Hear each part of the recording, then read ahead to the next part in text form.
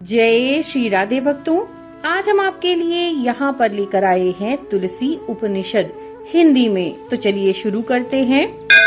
तुलसी उपनिषद का वर्णन, जिसके नारद ऋषि अथर्वांगी रस छंद, अमृत रूपा तुलसी देवता, अमृत बीज, वसुधा शक्ति और नारायण कीलक हैं। ये कृष्ण वर्ण और कृष्ण शरीर वाली हैं।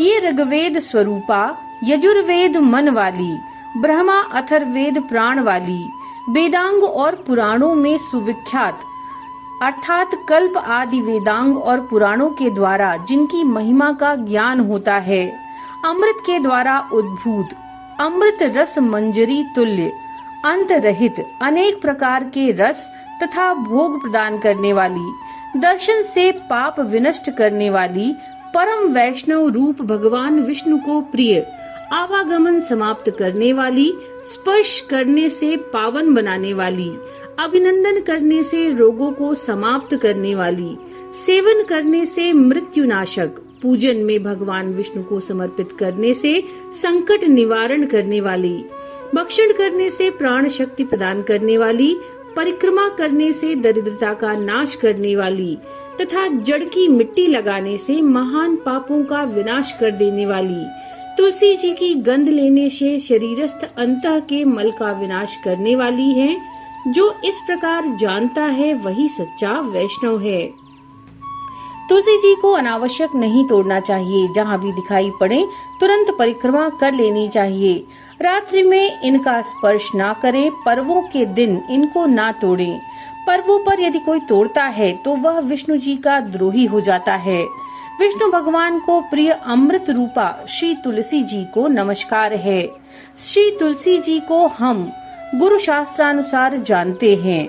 विष्णु भगवान को प्रिय श्री तुलसी का ध्यान करते हैं, इनके प्रति श्रद्धा व्यक्त करते हैं।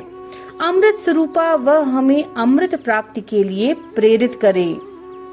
हे क्षीर सागर की कन्या, आप अमृत हो और अमृत रूपा होकर अमृतत्व प्रदान करने वाली हो, इसलिए संसार सागर से मेरा उद्धार करिए। हे लक्ष्मी जी की सखी, आप आनंद में हैं, सदैव विष्णु जी को प्रिय हैं, इसलिए हे दुष्प्राप्य, आप अपने हाथों में वर और अभय मुद्रा धारण करके मेरी ओर कृपा दृष्टि से देखिए।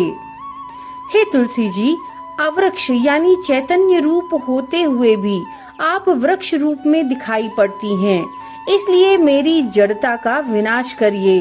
हे अतुल रूप वाली, आपकी कोई तुलना नहीं। आप जरा विहीन हैं, करोड़ों तुलनाओं से आपकी तुलना नहीं की जा सकती। हे अतुले, आपके समान केवल भगवान विष्णु ही हैं, दूसरा कोई नहीं।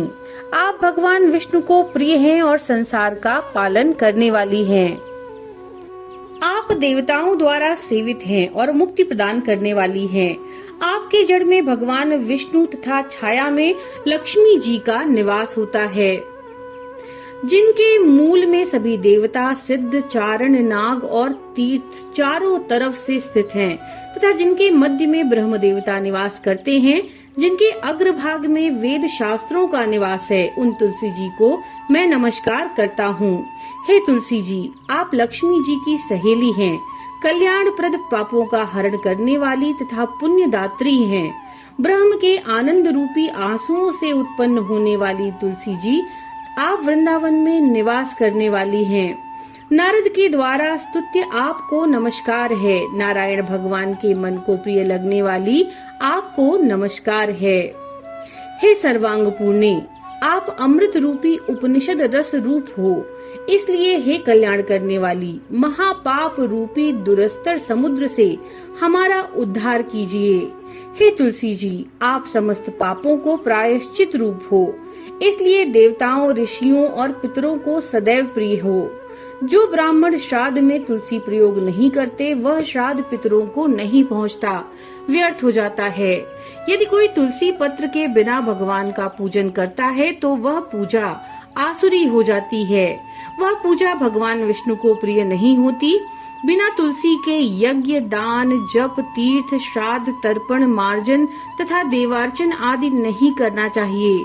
तुलसी जी के मनकों को माला समस्त मनोकामनाओं को पूर्ण करने वाली होती है। इस प्रकार जो ब्राह्मण नहीं जानते वे चंडाल से भी अधम हैं। इस प्रकार यह तथ्य भगवान नारायण ने ब्रह्मा जी को बताया। ब्रह्मा जी ने नारद जी और सनकादि ऋषियों को, सनकादि ने वेदव्यास जी को और वेदव्यास जी ने शुकदेव जी को बताया। शुकदेव जी ने वामदेव जी से कहा और वामदेव ने मुनियों को बताया तथा मुनियों ने मनुष्यों को बताया। इस प्रकार जो जानता है वह स्त्री हत्या के पाप से मुक्त हो जाता है, वह भाई हत्या के पाप से भी मुक्त हो जाता है, ब्रह्म हत्या के पाप से भी मुक्ति पा लेता है और सभी प्रकार के भयों से छूट जाता है।